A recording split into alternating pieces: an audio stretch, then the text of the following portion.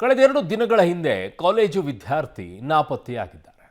ಈ ನಾಪತ್ತೆಯಾಗಿದ್ದಕ್ಕೆ ಅನ್ಯ ಧರ್ಮೀಯರೇ ಕಾರಣ ಅನ್ನುವಂಥ ಆರೋಪ ಈಗ ಕೇಳಿ ಬರ್ತಾ ಇದೆ. ಮಂಗಳೂರಿನ ಫರಂಗಿಪೇಟೆ ಕಿದಿಬೆಟ್ಟು ನಿವಾಸಿ ದಿಗಂತ್ ನಾಪತ್ತೆಯಾಗಿರೋದು. ವಿದ್ಯಾರ್ಥಿ ನಾಪತ್ತೆಯ ಹಿಂದೆ ಅನ್ಯ ಮತೀಯರ ಕೈವಾಡದ ಶಂಕೆಯನ್ನು ಈಗ ವ್ಯಕ್ತಪಡಿಸ್ತಾ ಇದ್ದಾರೆ. ಫೆಬ್ರವರಿ 25ರಂದು ದೇವಸ್ಥಾನಕ್ಕೆ ಹೋಗಿ ಬರೋದಾಗಿ ದಿಗಂತ್ ಹೇಳಿರ್ತಾರೆ.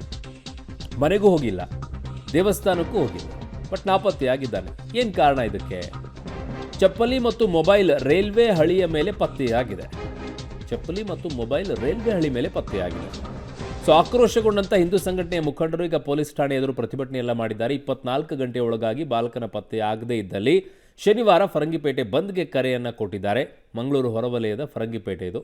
ಬಂದ್ಗೆ ಹಿಂದೂ ಸಂಘಟನೆಗಳು ಕರೆ ಕೊಟ್ಟಿವೆ. ಹುಡುಕಿ ಕೊಡಬೇಕು ಎನಿ ಕಂಡೀಷನ್ ಅಂತ ಹೇಳಿದ್ದಾರೆ. 2 ದಿನದಿಂದಲೂ ಕೂಡ ನಾಪತ್ತೆಯಾಗಿರೋ ವಿದ್ಯಾರ್ಥಿ. ನನ್ನ ದಕ್ಷಿಣ ಕನ್ನಡ ಜಿಲ್ಲೆಯ ಪ್ರತಿನಿಧಿಯಾಗಿರುವಂತಹ ಸುಖಪಾಲ್ ಪೊಳಲಿ ನನ್ನ ಸಂಪರ್ಕಕ್ಕೆ ಸಿಗ್ತಾ ಇದ್ದಾರೆ. ಸುಖಪಾಲ್, ಈಗ 2 ದಿನದಿಂದ ನಾಪತ್ತೆ ಆದರೆ ಇವತ್ತು ಹಿಂದೂ ಸಂಘಟನೆಗಳು ಹೋಗ್ತವೆ ಅಂತಂದರೆ ಆ ಕುಟುಂಬದವರು ಯಾರೂ ಕೂಡ ಕಂಪ್ಲೇಂಟ್ ಕೊಡಲಿಲ್ವಾ? ಎಲ್ಲಿ ಹೋದ ಅಂತ ಏನು ಪತ್ತೆ ಹಚ್ಚುವಂಥ ಕೆಲಸವನ್ನು ಮಾಡಲಿಲ್ವಾ?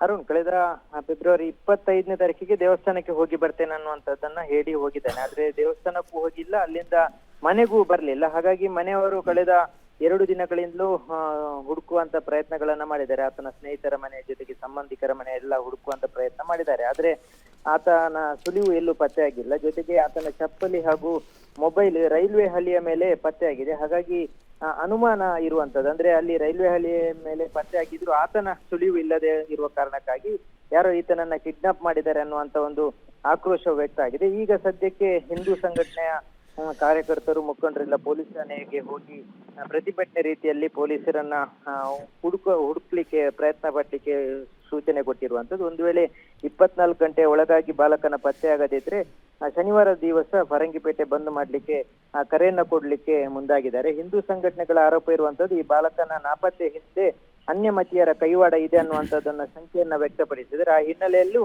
ಈಗ ಸದ್ಯ ದೂರನ್ನ ಕೊಟ್ಟಿದ್ದಾರೆ. ಪೊಲೀಸರು ತನಿಖೆಯನ್ನು ಆರಂಭಿಸಿರುವಂತದ್ದು. ಅರುಣ್.